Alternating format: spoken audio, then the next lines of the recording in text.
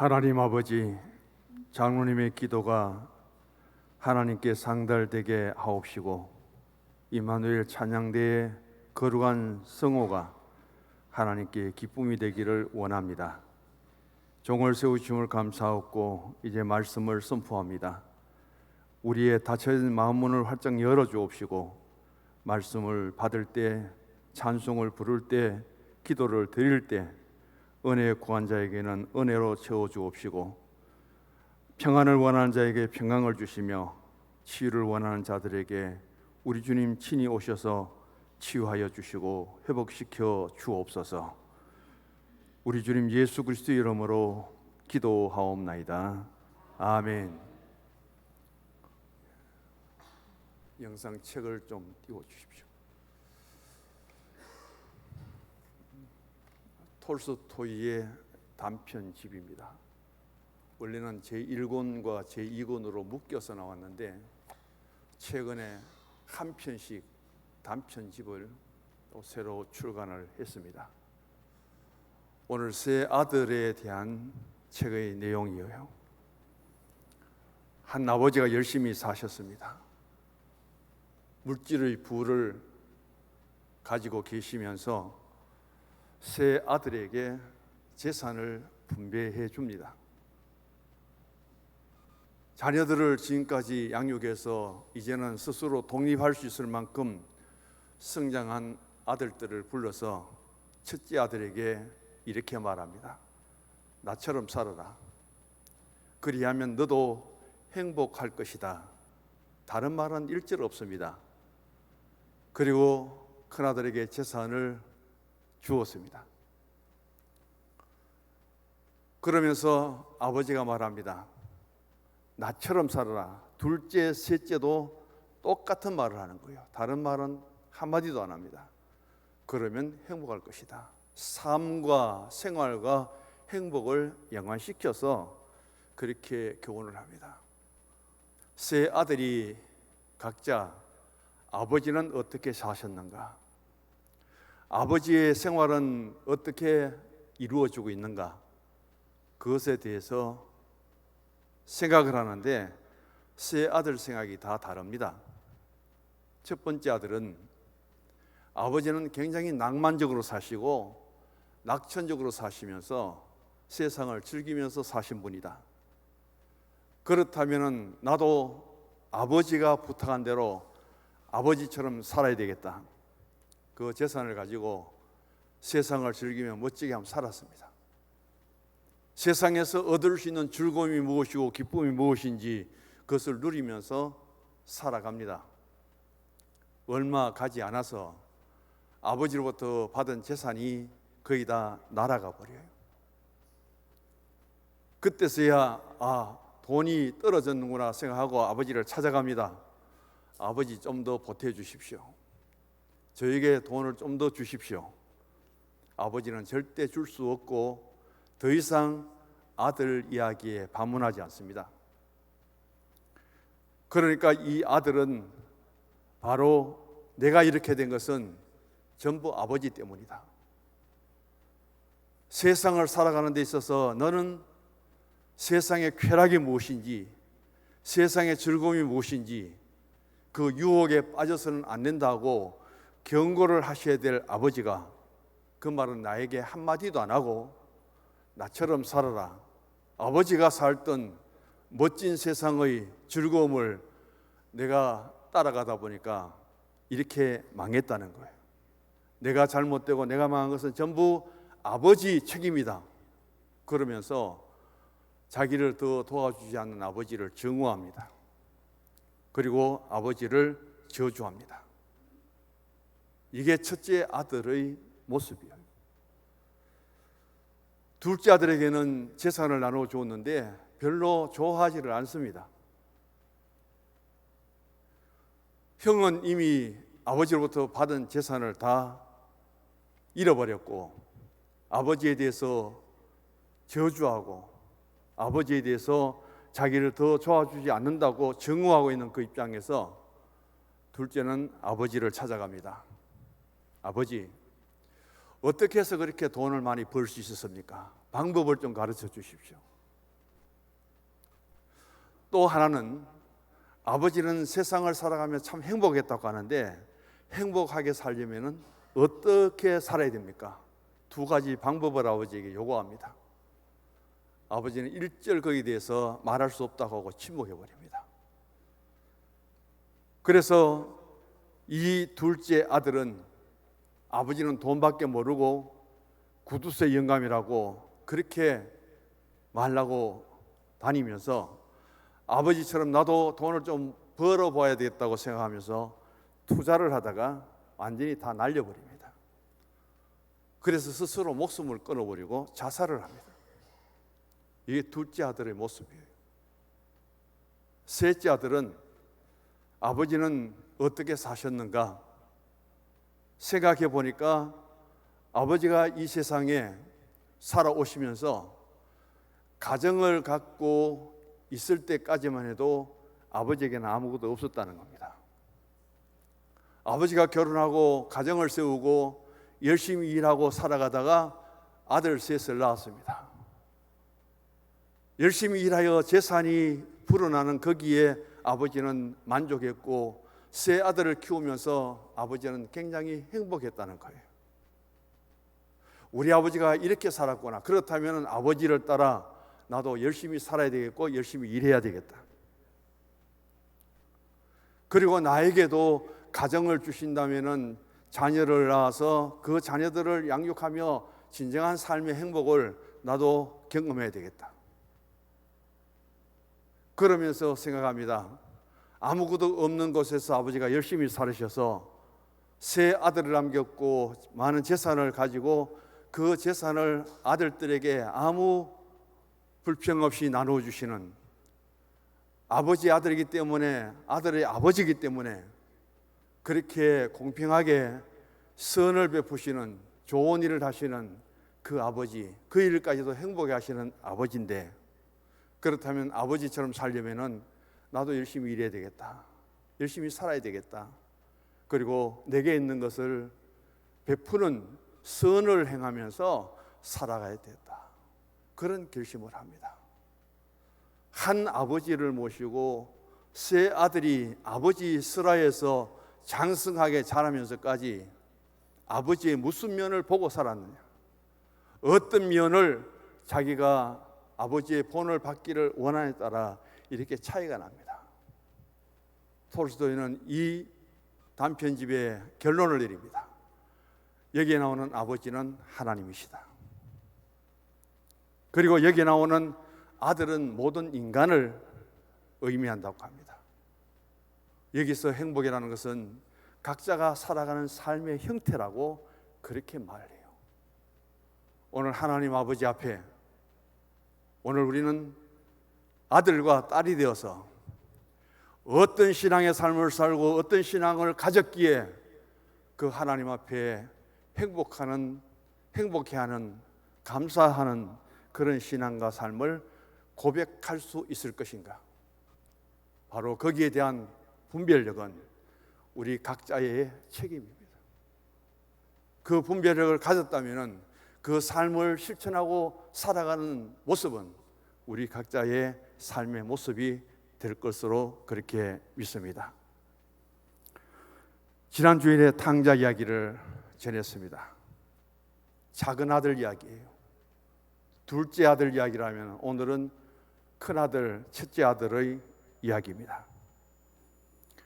집을 나간 둘째 아들이 세상에서 정말 즐기고 방탕하고 그렇게 살다가 모든 재산을 탕진하고 고난의 삶을 살다가 결국은 아버지께로 돌아옵니다. 집으로 돌아오는 거예요.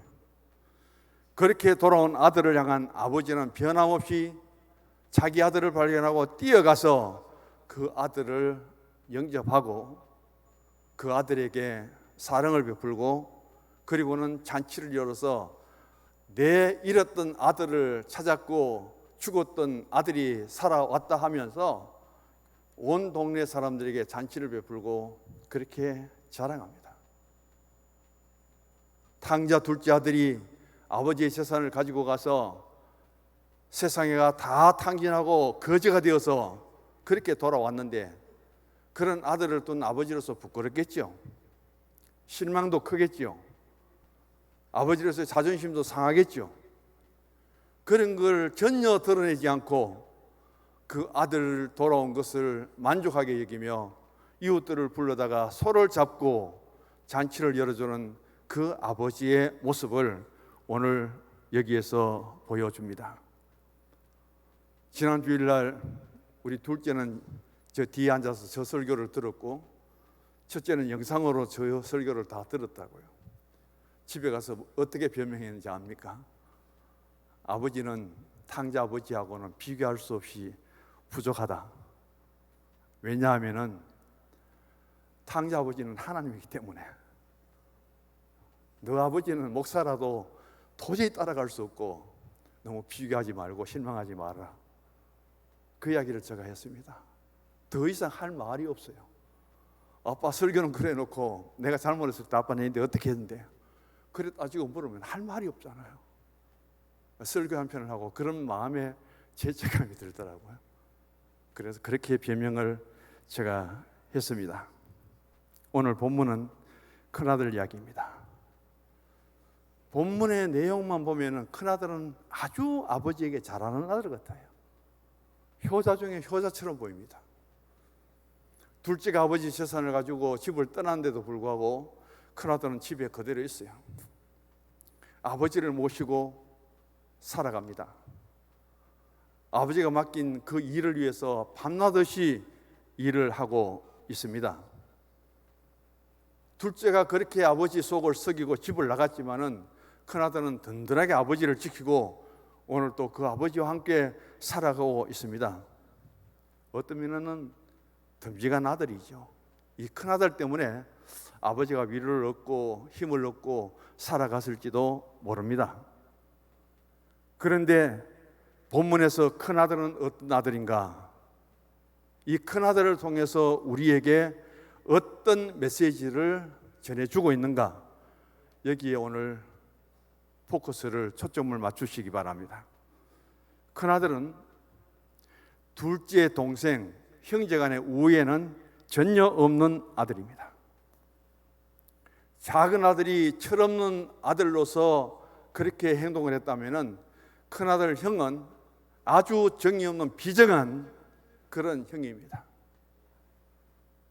아버지를 모시고 같이 일하며 살았지만은 아버지에 대한 불만이 가득 차 있고요. 또 하나는 아버지에 대한 불신이 가득 차 있습니다. 왜냐하면은 바로 성경 말씀 그대로 나오잖아요. 세상에 나가서 허랑방탕하고 창녀같이 재산 다 잃어버리고 거지가 되어서 돌아온 그 둘째를 위해서는 잔치를 베풀고 환영해 주는 아버지가 나에게는 염소 새끼도 한 마리 주지 않았는데 어떻게 그런 말을 할 만큼 아버지에 대해서 불신하고 있느냐는 거예요. 어떻게 그만큼 아버지가 하시는 일에 불만이 가득 차 있느냐는 것을 여기에서 보게 됩니다. 또 하나는 보면은 지금 돌아온 탕자는 자신이 너무 큰 죄를 지었다는 것을 알고 있어요. 비록 아버지의 속을 썩이고 재산을 탕진하고 볼품없이 아버지께로 집으로 돌아오지만은 나는 아버지 앞에 죽을 죄를 지었다는 것을 이 둘째 아들은 깨닫고 돌아옵니다. 아버지 앞에 아들이라고 도저히 내가 주장할 수 없을 만큼 나는 아버지 집에 있는 종의 한 사람과 같이 그런 낮은 모습으로 돌아옵니다. 철저하게 자신이 잘못했다는 것을 깨닫고 죄인인 것을 알고 고백하고 그렇게 돌아오고 있습니다. 근데 아버지는 그렇게 고백하고 둘째 아들이 아버지 앞에 아들이라 할 수도 없고 품꾼의 하나로만 인정해줘도 저는 족합니다 생각하고 돌아왔는데 그 아들을 맞이하고 옷을 깨끗하게 갈아입히고 손에 가락지를 끼워주고 다 낡아버린 신발을 벗어버리고 던져버리고 새 신을 신겨주는 아버지의 가장 사랑을 이 둘째는 비로소 여기에서 깨닫게 됩니다. 어떻게 나 같은 탕자가 돌아왔는데 아버지는 그 책임을 한마디 묻지도 않고 책망도 한마디 하지 않고 동네 사람을 불러다가 아들이 돌아왔다고 기뻐하면서 잔치까지 열어줄 수 있는가? 그 아버지의 사랑, 아버지에 대한 자비가 차고도 넘쳤을 겁니다. 자, 그래서 이 둘째를 위해서 가정에 이런 좋은 일이 일어나고 있는데 큰아들은 이때 아마 들에서 일을 하고 왔는 모양이에요. 집 가까이 오다 보니까 집에서 풍류 소리가 들리고 춤추는 것이 보이고, 그래서 그가 참 이상하다. 우리 집에 어떻게 저런 요란스럽고 음악이 울려나오고 잔치를 열 수 있는가? 집에서 안 갑니다. 그래서 누군가 시켜서 종 하나를 불러가지고 지금 집에 뭔 일이 있느냐고, 무엇 하고 있느냐고, 그리고 잔치를 한다는데 무슨 이유, 무엇 때문에 잔치를 하냐고 종에게 물었습니다. 그때 종이 대답합니다. 당신의 동생이 건강한 몸으로 돌아왔기 때문에 주인께서 살찐 송아지를 잡고 온 동네 사람들을 초청해서 둘째 아들의 귀향 잔치를 하고 있다고 그렇게 말하죠. 종의 이 소식을 들은 첫째 아들의 반응입니다. 28절 한번 읽어보십시다. 그가 노하여 들어가고자 하지 아니하거늘 아버지가 나와서 구원한대. 28절의 말씀이 모든 첫째 아들의 반응을 담고 있습니다. 세상에는 잘난 사람도 있고요, 못난 사람도 있습니다. 잘나는 아들도 있고 못하는 아들도 있지만은 세상의 윤리 속에 변치 않는 세 가지가 있다고 말하죠. 첫째는 우리 믿는 사람에게는 하나님과 인간의 관계입니다. 사람이 아무리 높고 위대해도 우리는 하나님의 피조물이에요. 하나님께로부터 지음받은 인간입니다. 어떤 위대한 인물도, 어떤 위대한 사람도 하나님 앞에서는 피조물이에요. 하나님이 나를 세상에 보내주지 않고 하나님이 나를 짓지 않았다면 나는 이 세상에 존재할 가치도 없는 그런 우리들이죠. 그래서 하나님은 창조주시고 우리는 피조물인 것을 절대 바꿀 수가 없습니다. 변할 수가 없습니다. 이게 하나님과 성도와의 관계예요. 두 번째는 부모와 자식의 관계입니다. 아무리 높은 대통령이라도 부모 앞에 가면 아들이에요. 세상의 지위와 세상의 계급이 부모 앞에 자리를 결정하는 것은 아니라는 겁니다. 내가 아무리 세상에 잘 되고 부모님이 할 수 없었던 능력을 가지고 위대한 일을 했어도 그 부모에게 와서는 아들이고 딸일 뿐입니다.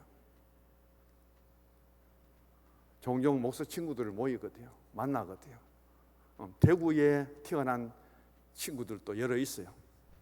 그 대구에 있는 친구들은 뭐라 하느냐? 저는 촌 출신이기 때문에 그런 말을 할 수도 없죠. 우리 아버지 뭐 했나? 우리 아버지 수성구 그 전부 농사지고 논밭이 있을 때 그 땅이라도 안 사고 뭐 했노? 그 이야기를 흔히 많이 하거든요. 대구에 살면서, 대구에 살아가면서 그 대구가 발전되기 전에 수성구에 전부 논밭이잖아요. 수성못 주변에 전부 논이고, 그때 땅 위에 좀 안 사놨나? 그때 좀 사놨으면 나도 부자가 되었을 텐데. 지금 서울에 어떤 이야기가 들리는지 압니까? 우리 아버지 뭐 했노? 강남에 땅 좀 사놓지. 아버지 뭐 했어요? 그게 지금 유행가처럼 들린다는 겁니다. 집 사기를 포기하는 그 자녀들이 그런 원망 섞인 소리를 참 하고 있거든요. 또 하나는 한 피 받아 한 몸 받은 형제라도 그 관계는 결코 변치 않는데 무엇이 형제 간의 사이를 벌려놓는지 한번 생각해 보시기 바랍니다. 동생은 아무리 잘나도 형 앞에는 동생이에요. 동생이 아무리 잘못해도 그 동생 앞에서는 형입니다. 둘째가 탕자가 되었어도 그 동생은 역시 큰 형의 동생이고 그 동생의 형은 바로 큰아들입니다. 동양의 가치관에서 이것을 철윤이라고 하죠. 하늘로부터 주어진 이 윤리는 인간 사회 속에서 절대 깨어질 수 없는 것이라고 그렇게 단언을 하고 있습니다.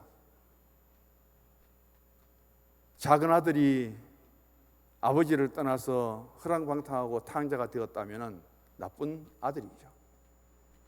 그러나 오늘 둘째 본문을 통해서 보면은 큰아들 역시 아버지 앞에는 나쁜 아들입니다.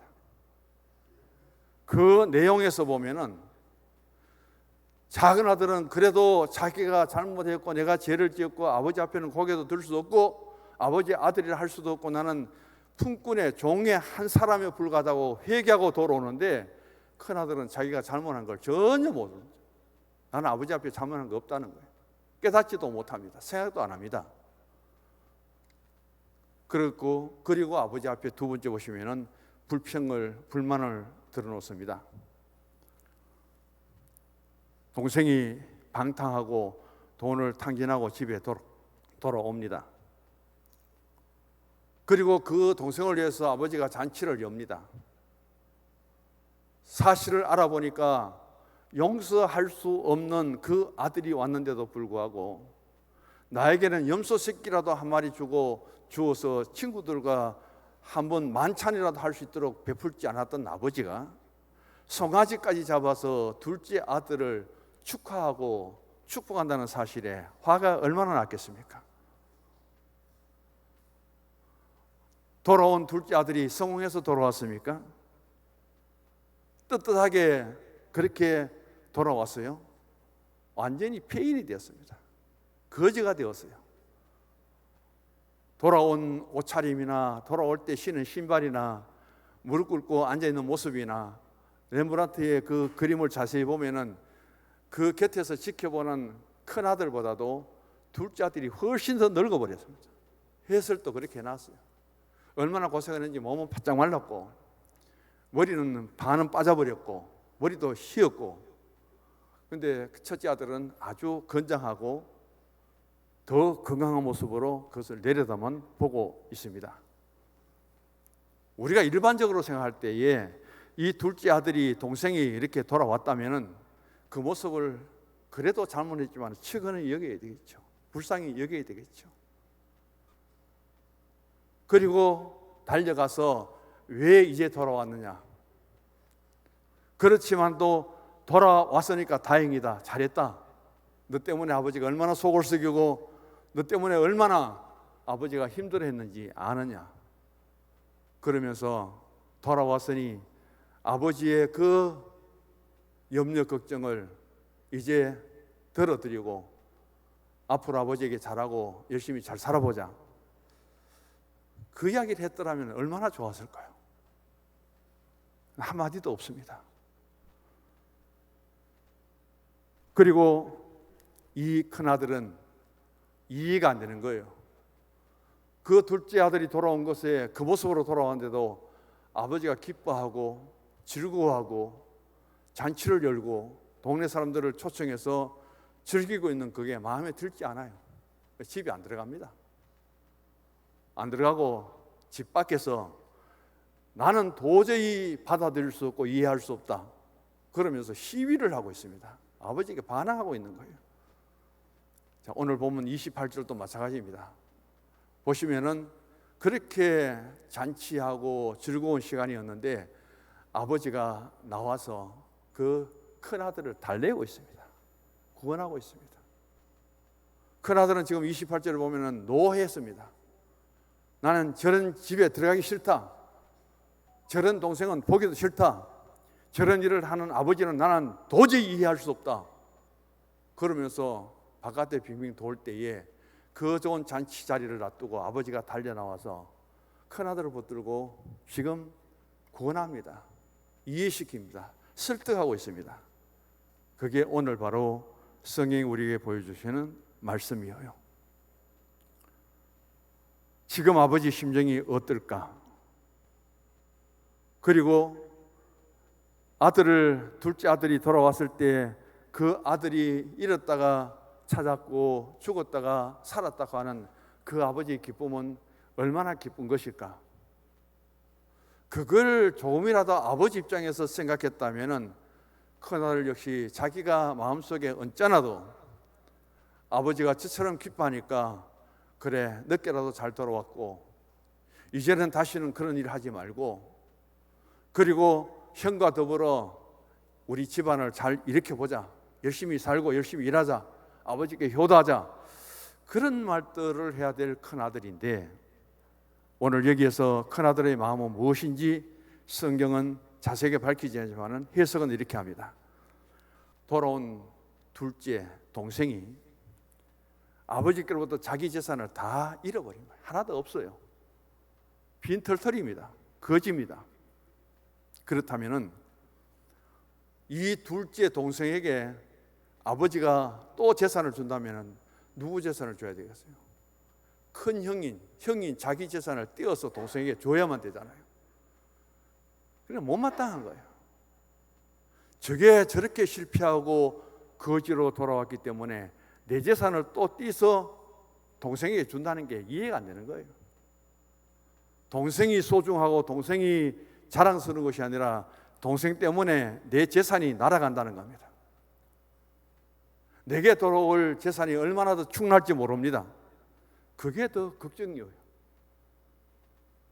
그렇기 때문에 성서적으로 해석을 하면은 둘째 아들 탕자보다 근본적으로 더 나쁜 아들이 누구냐? 큰아들이야. 부모보다도 동생보다도 재산에 탐이 나는 거예요. 내 소유가 더 많아져야 된다는 거예요. 바로 이런 생각을 한 아들이 누구냐? 큰아들이라는 겁니다. 오늘날 형제들이 재산 앞에 원수되는 것은 한두 가지가 아니죠. 피는 물보다 진하다고 했는데 오늘날은 피보다 재산이 훨씬 더 진한지도 몰라요. 왜냐하면 재산 앞에 원수되는 것, 그거 포기하지 않습니다. 재산 때문에 자식들이 부모를 버리고 못난 자식에게 죽어가면서까지 그 재산을 자녀들에게 주는 것이 부모예요. 부모 재산이 탐나서 부모를 죽이잖아요. 자신이 죽이기는 힘드니까 다른 사람을 고용해서 대신 죽이려고 합니다. 오늘 시대는 이렇게 많이 변하고 있습니다. 만몸주의라고 하죠. 물질이 우상 시대 속에 있습니다. 부모와 자녀 관계도 형제 관계도 물질 앞에 우리는 더 놓여 있습니다. 어쩌면 신앙도 마찬가지예요. 부모와 자녀 관계 때문에 물질이 가로막으면 그 관계도 깨어집니다. 형제 간에도 물질이 가로막으면 그 형제의 우정도 우애도 깨어집니다. 믿음 생활 열심히 잘합니다. 나의 모든 것도, 나의 가진 것도, 생명도, 내 삶도 다 주님의 것입니다. 내가 가진 재산도, 내가 가진 물질도 다 주님의 것입니다. 고백하기 힘들어요. 실천하기 힘들어요. 물질이 그만큼 우리 삶의 주체가 되고 있다는 것을 오늘 우리가 보게 됩니다. 이런 생각으로 가득 찬 둘째 아들이 집에 들어오지 않습니다. 아버지와 기쁨을 함께 나누지 않습니다. 동생을 위로하지 않습니다. 바깥에서 이제 저게 내 재산 얼마나 뺏어갈까 하고 빙빙빙 돌면서 시위를 하고 있습니다. 아버지가 나와서 위로하고 아버지가 다독이고 그렇게 데리고 들어가야만 따라갈 만큼 큰아들이 이렇게 아버지의 처신에 대해서, 동생이 돌아온 것에 대해서 불만으로 가득 차 있는 이런 모습입니다. 물질이 있으면 같이 있어야 되고요, 없으면 같이 없어야 됩니다. 물질이 또 차이가 나면은 그게 얼마만큼 우리 사이에 장벽이 되는지 모릅니다. 마지막입니다. 그럼 오늘의 큰아들은 누군가? 예수님이 왜 이 비유를 하셨느냐 하면은, 짧게 이야기하면은 큰아들은 바리새인입니다. 큰아들은 제사장이에요. 오늘 누가복음 15장의 비유가 바로 1절, 2절의 해석을 잘 해놓았습니다. 세리와 죄인들의 말씀을 그들이 예수님께 들으러 왔습니다.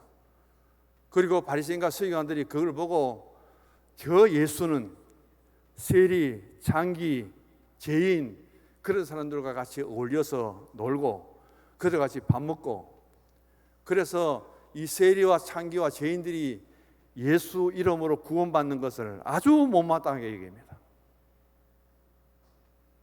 이제는 유대인들의 영역이 아니라 이방 세계 속에 예수 그리스도를 통해서 복음이 전파되고 이방인들도 구원을 받고 하나님의 자녀로 돌아올 수 있는 길을 열어놓았는데 유대인들은 아니에요. 필요 없어요. 이방인들이 구원받는 걸 싫어합니다. 하나님 우리 하나님입니다. 서민은 우리 이스라엘 백성밖에 없습니다. 성전에 같이 올라가서도 누가복음 18장에 보시면은 하나님 나는 저 세리와 창기 같지 않음을 감사합니다. 나는 죄인이라고, 나는 창기와 나는 세리라고 그렇게 불리지 않는 것을 감사합니다. 왜? 나는 바리새인이기 때문에. 인간관계를 얼마만큼 버려놓는지 모릅니다. 누가복음 16장도 마찬가지입니다. 홍포에 본 부자와 나사로의 그 인간적인 간격은 도저히 합쳐질 수 없습니다. 결국은 하나님 앞에 가서 사람이 건너가고 건너올 수 없을 만큼 큰 구렁텅이가 되어버려요. 인간관계가 다 깨어진다는 겁니다. 오늘 여기에서 결과는 무엇입니까? 이 형의 모습입니다. 지금 굉장히 중요한 시간입니다. 동생이 돌아왔다는 것도 기쁘지요. 그 동생을 책망하지 않고 아버지가 영접하고 잔치를 열어주는 그것도 얼마나 너그러운 아버지입니까?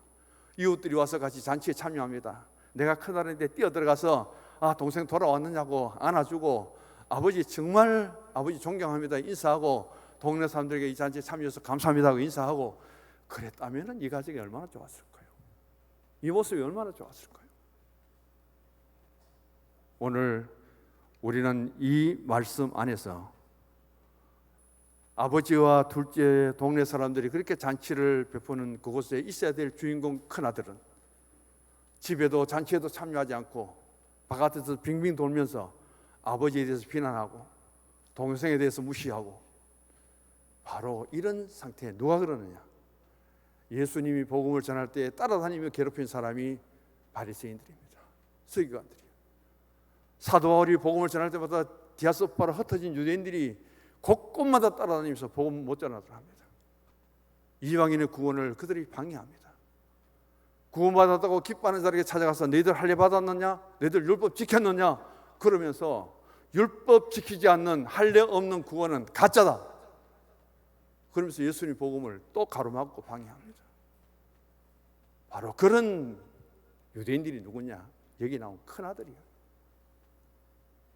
하나님 앞에 죄인이고 도저히 구원받을 수 없는 이방인들도 천부 여지 없어서 예수 그리스도를 믿고 그 피를 의지하고 믿음으로 구원받고 하나님께 돌아오는 그 사람들이 누구냐?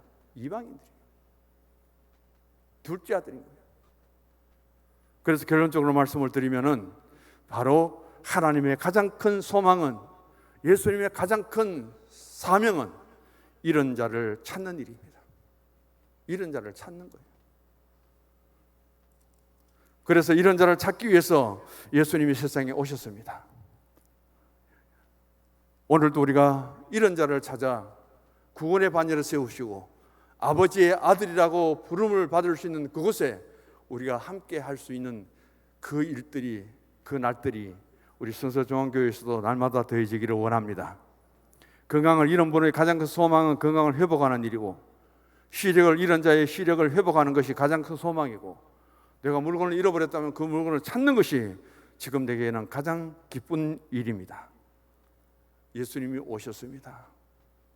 이런 자를 찾기 위해서 그들도 다시 찾아서 이런 아들이 돌아온 것처럼, 잃었다가 찾은 것처럼, 심령이 죽었다가 다시금 살아온 것처럼 이런 구원의 역사가 하나님의 교회, 아버지 집인 순서중앙교회에서 일어날 수 있기를 기도하시고, 그 신앙 속에 둘째 아들 같은 탕자가 세상 사람들이 돌아올 때 우리 기쁨으로 환영하고 하나님께서 한 형제로서의 거룩한 공동체를 이루는 그 중심에 먼저 큰 형이 된 오늘 저와 우리 성도님들이 그런 너그러운 신앙과 그런 깊은 신앙과 그런 마음으로 주님 앞에 나가시고 기도하시고 그런 구원의 역사가 더해지는 성서중앙교회가 되기를 주의 이름으로 축원합니다. 마지막 주보 결론을 같이 읽어봅니다. 오늘 우리는 나 자신을 성찰해 보아야 한다. 나는 하나님 아버지 앞에 철없는 탕자는 아닌가? 아니면 가장 비정한 큰아들은 아닌가? 보다 더 중요한 것은 잃어버린 자아상을 회복해야 합니다. 그때 자신의 신분을 아버지 하나님 앞에 자녀의 역할을 감당할 수 있게 됩니다. 할렐루야. 하나님 아버지,